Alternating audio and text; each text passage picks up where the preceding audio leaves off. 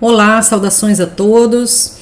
Hoje, mais uma aulinha de QGIS. Vamos fazer uma demonstração de uma correlação, então, de dados extraídos da plataforma do DataSUS, direto do Ministério da Saúde, que é alimentado pelas Secretarias de Saúde, e vários outros programas, com o QGIS. A intenção é atingir, então, a fazer a confecção de um mapa dessa natureza, onde a gente teria possibilidade de trabalhar com gráficos, outras formas de representação a partir desses dados numéricos, de doenças, óbitos, de uma determinada população, com níveis territoriais distintos, seja por município, seja por região, estados, unidades de federação. Então, o DataSUS, nosso objetivo aqui é recorrer ao Tabnet, que é um tabulador de dados, que é esse aqui, o Tabnet, é uma plataforma muito ampla, tem dados relativamente atualizados, grande parte das pesquisas que estão em andamento, junto aí aos estudos de saúde da população que estão disponíveis, digitalmente, é muito vasto, então tem dados de mortalidade, estatísticas de sobrevivência, doenças infecciosas, serviços de atenção à saúde, sua qualidade, recursos financeiros. É uma plataforma muito vasta, que tem uma descrição, então, dessa plataforma. E aqui tem vários indicadores que a gente pode discutir, A gente pode decifrar esses dados, Aqui, cada aba dessa aqui, ela nos dá, então, uma correlação específica em relação àquilo que a gente quer descobrir.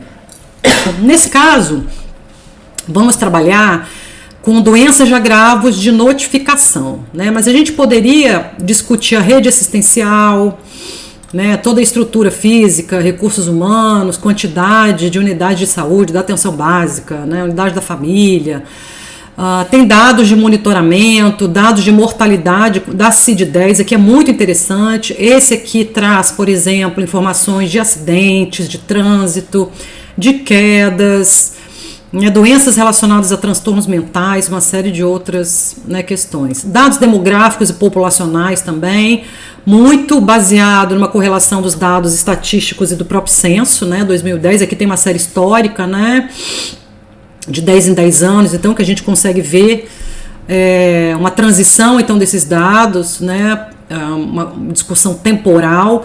Tem dados da PNAD, Pesquisa Nacional de Amostra por Domicílios. O que é interessante a gente perceber? Muitos desses dados têm níveis territoriais distintos. Alguns aparecem só para unidade de federação, outras capitais, outros municípios, outras regiões do Brasil, tá?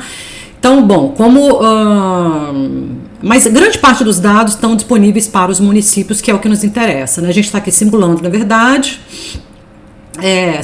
confeccionando um mapa que trata de uma compreensão desses dados da região metropolitana da Grande Vitória, mais especificamente da Grande Vitória, Mais um vídeo, então, para a disciplina Urbanismo 3, da Universidade Federal do Espírito Santo, mas ela serve, para qualquer situação onde a gente tenha, então, o shape, que é o shape específico de polígonos com os municípios, que querem ser trabalhados, que vão ser trabalhados. Então, só para mostrar para vocês, a gente tem aqui a Grande Vitória, os municípios que compõem a Grande Vitória. Eu vou abrir a tabela de atributos para que vocês compreendam, o que a gente tem aqui. Como eu já alimentei, esse shape ele vai ter muitos campos preenchidos. Eu vou disponibilizar na aba desse vídeo ali embaixo também um link para quem quiser baixar esse shape e fazer uma aula teste, tá? Eu acho que é interessante. Então, o que é importante, na partida? A gente tem, pelo IBGE, um código municipal. Tá? Esse código municipal, ele vem naquele shape básico que a gente extrai diretamente, que a gente baixa diretamente do site do IBGE. Tá? E eu acrescentei uma aba chamada DataSUS, que é essa aqui, vou até estender ela aqui assim. Essa aba do DataSUS são os códigos que constam especificamente nas tabelas do DataSUS para as informações de cada município. Como a gente está trabalhando só com a Grande Vitória, então eu extraí aqui os dados específicos de Cariacica, Serra, Viana, Vila Velha e Vitória. Tá?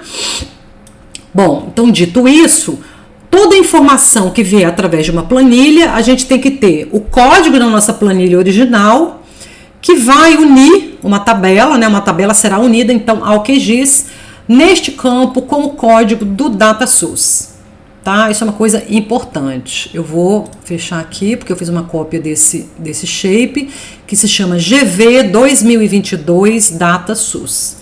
Esse que eu vou colocar lá para vocês. Então vamos lá. A gente está discutindo então doenças e agravos de notificação 2007 em diante. Vamos fazer uma simulação de hepatite, né? A gente está buscando então correlações com o território, com os problemas de saúde, né? Então a hepatite é uma doença, basicamente a gente fala que tem uma relação com água contaminada, alimento contaminado e consequentemente saneamento, né? Então o que ela vai nos dizer? Vamos fazer uma investigação aqui.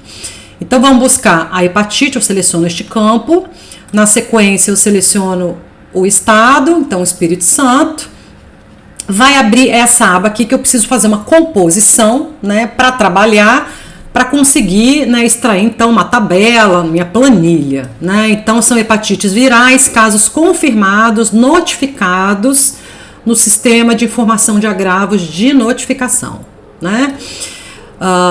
Então esses dados aqui, né, a fonte é o Ministério da Saúde, tá? Então, o que a gente precisa preencher, né? Cada um desses campos ele tem que ter uma seleção específica, né? Aí é que está, digamos assim, o pulo do gato, né? A gente saber o que selecionar para que o nosso dado tenha uma coesão e tenha uma coerência, né? Deixa eu ver se está gravando certinho, tá? Então a coerência nesse caso, a gente precisa do município de residência da pessoa. Eu quero o ano do diagnóstico, porque eu quero ter uma perspectiva, um panorama anual. Eu vou pegar 5 anos, tá? De 5 a 6 anos para cá. Dos casos de hepatite em cada município da Grande Vitória, tá? Então vou selecionar aqui, vou botar 6. E aí eu vou preencher aqui né, os elementos disponíveis. Então, a primeira coisa que eu preciso é um ano de, né, diagnóstico e sintoma. Então, eu vou pegar, como eu falei, eu estou começando ali de, acho que foi 2015, né? Então, vou selecionar 2015 em diante. Ele não tem atualizado, gente, os dados de 2022 ainda não também. Tá? Tem um hiatozinho aí de completude de dados, mas né, só informando. Ele não tem tem os dados que não tem tanta agilidade assim. Mas são bem mais atuais que o censo de 2010, né? Que, claro que não mede essas informações, mas é um pouco mais antigo. Então a gente tem um ano de sintoma, eu quero o município de residência, eu vou achar aqui. E aí o que eu vou selecionar? Os municípios da região metropolitana. Eu vou rolar aqui, então vou pegar Cariacica. Eu tô com CTRL ativado, tá bom, gente? Cariacica, CTRL ativado, eu rolei muito rápido. Vitória, Vila Velha, Viana e Serra, tá? Então fiz a seleção desses 5 municípios, né? Então eu tenho o ano, os anos selecionados aqui, os casos confirmados. Vamos ver o que ele nos mostra. Eu vou pedir para gerar uma tabela. Vamos ver se ela vai vir certinho. Vou acompanhar aqui. Tá processando, tá? Aqui tá pensando.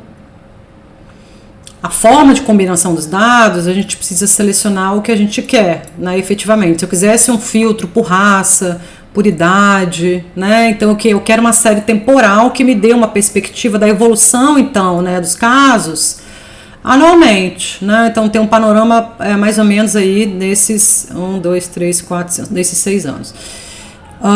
5, 6 anos. Então o que a gente tem aqui? Observem bem. Essa aqui é uma tabela, né? Essa tabela tem um código com o nome do município. Aqui eu tenho o ano, o total, né, de casos confirmados. E aqui embaixo eu tenho várias abas que eu poderia gerar um gráfico, gerar um mapa, copiar com uma planilha CSV. Como a gente está trabalhando especificamente com o QGIS, né, a gente precisa selecionar essa opção, cópia como CSV. Então, eu vou clicar aqui, ele vai fazer o download desses dados. Muita atenção no que eu vou falar. Nem sempre quando a gente faz o download desses dados, ele está fazendo o download específico dessa planilha com esse dado. Às vezes vem um outro dado de outra doença, de outro município. Eu sei porque eu já testei bastante a plataforma e está dando alguns errinhos, tá? Quando acontece isso, eu venho aqui, copio e colo na planilha, tá bom, gente? Aí eu vou manipular a planilha. Só estou dando a dica para vocês. Então vamos ver se vai vir ok. Cópia como CSV, então ele está fazendo o download aqui para nós. Está baixando uma planilha que é separado por vírgulas, né? Aquela coisa da coluna separada por vírgulas.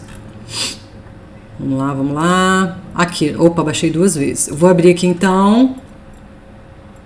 Veja bem, olha só. Então, para que vocês possam visualizar, eu vou ampliar aqui um pouquinho. Então, para que vocês possam visualizar. O que aconteceu aqui? Veio a planilha completíssima, né? Com todos os dados do município, né? Isso aqui foi o que a gente estava vendo. E aqui as informações, né? Hepatites virais confirmadas no Espírito Santo, nos municípios selecionados. O que eu preciso fazer? Eu preciso configurar essa planilha para que ela entre lá no meu QGIS, né? Com o mínimo de informações possíveis, tá bom? Então, esse segundo passo que é muito importante para que a gente tenha, então, uma união de uma tabela já legível, né, com informações claras para aquilo que a gente precisa. Tá bom, gente? Então, isso aí vocês vão salvar no computador, vão fazer uma edição. Como eu já fiz uma estrutura, já limpei essa tabela em outra, eu vou abrir essa outra tabela para que vocês vejam como que eu estou trabalhando, não vou nem salvar essa aqui. Então, vou lá na minha pastinha e vou pegar essa planilha que eu já editei, eu chamei de hepatite. Deixa eu dar um zoom aqui. Então, veja bem, o que eu tenho aqui? Se vocês olharem lá naquela outra tabela, tinha um código junto ao nome do município. Eu copiei unicamente o código aqui pro ladinho. Muita atenção para não copiar espaços junto, tá? Ele só pode ter um número, unicamente o número de cada, né, de cada um dos municípios, tá? Então, o que eu fiz? Eu deixei uma única linha superior com código, município, ano. Então, eu tenho aqui 1, 2, 3, 4, 5, 6, 7, 8 campos, tá? Os 6 últimos campos são referentes, então, à discussão temporal, né? De 2015 até, então, o ano de 2020. Esses dois aqui referem-se, então, ao código e ao município. Por que eu estou frisando isso, né? Muitas vezes a gente organiza uma tabela e ela não entra lá na coluna com essas informações que eu estou clicando aqui, ó, que seriam os títulos das colunas lá do QGIS, né?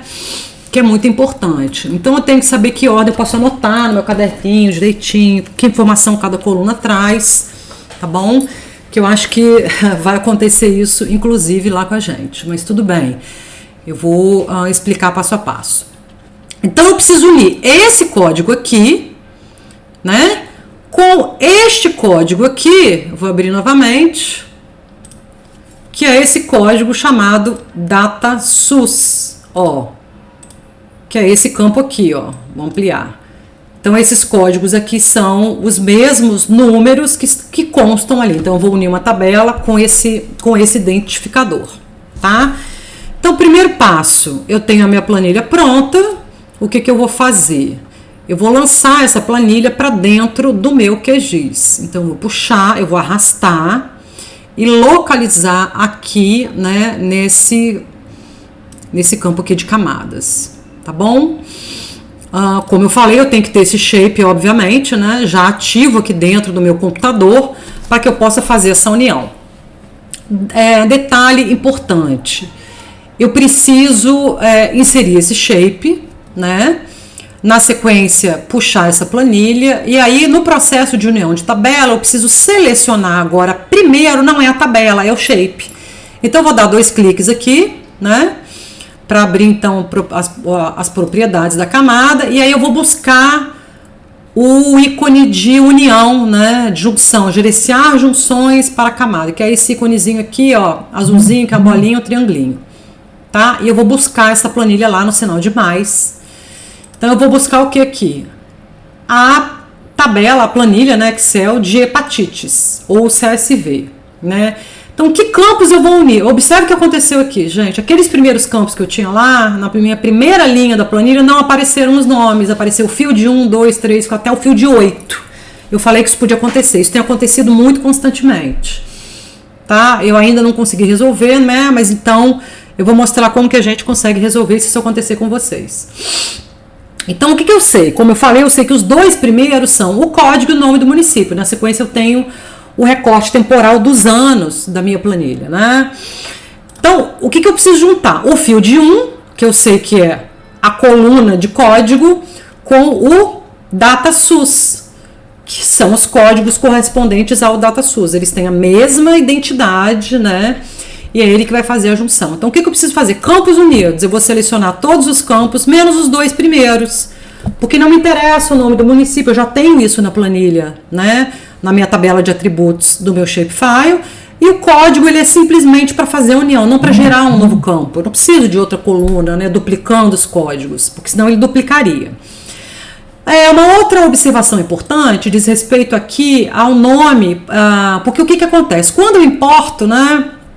Quando eu vou fazer a união, a minha planilha tem um nome. Eu chamei de hepatite planilha 1. Estão vendo? Então, o que eu posso fazer? Eu posso eliminar esse nome, senão ele cria um campo temporário com um nome muito extenso. Depois ele botaria field 3, 4, 5, 6, 7, né? Ou se aparecer o ano na sua planilha, né? O ano de 2015, 16, 17, 18, 19, 20, enfim. Então, eu vou eliminar, vou dar OK, vou aplicar e dar OK de novo.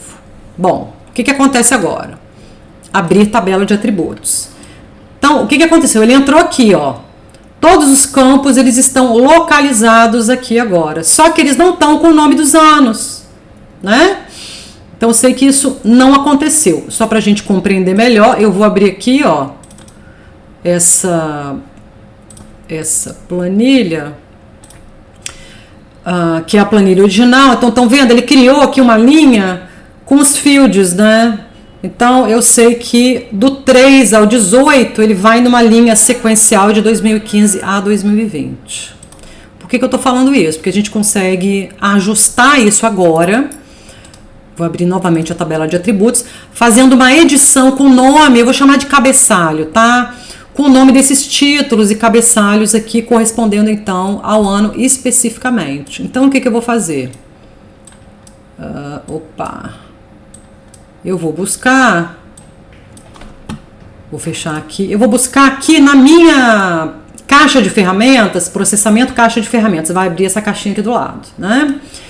Eu vou digitar editar campos. Então, quando eu digitar editar campos, vai abrir aqui, eu vou dar 2 cliques, né?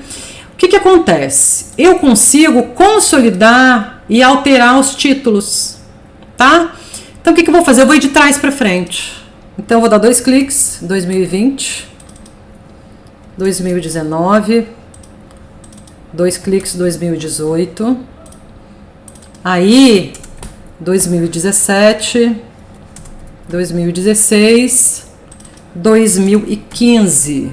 Aqui já são outros dados, tá? Então, vou executar. O que ele fez? Ele trocou aquele nome field, né? Que eu já expliquei, que a gente sabe porque criamos a planilha, né? Sabemos o que significa cada uma das colunas, pelos anos, né? Para que a gente tenha uma clareza agora, né? Na hora de consolidar essa coluna com a nomenclatura correta. Eu vou executar.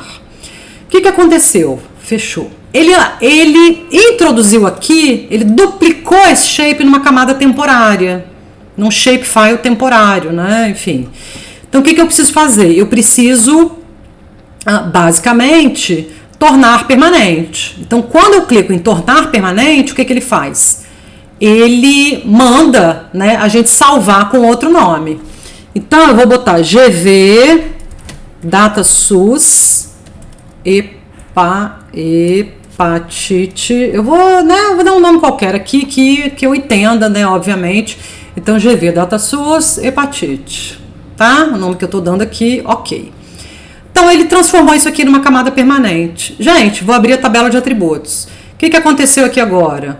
Eu tenho toda a série temporal, né, desses anos da hepatite. Ah, como é que eu sei que é hepatite, gente? Vocês vão ter que criar um esquema de identificação desses cabeçalhos, um caderninho dentro desse shape, né? Aí cada um faz a sua própria organização para entender que informação é essa. Esse aqui, ó, esgoto, tá vendo?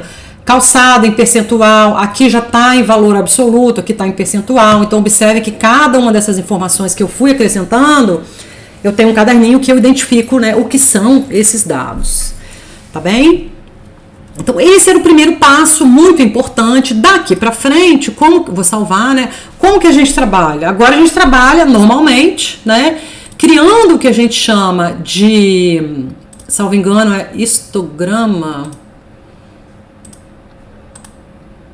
histogramas ou gráficos, né? Ou barras empilhadas.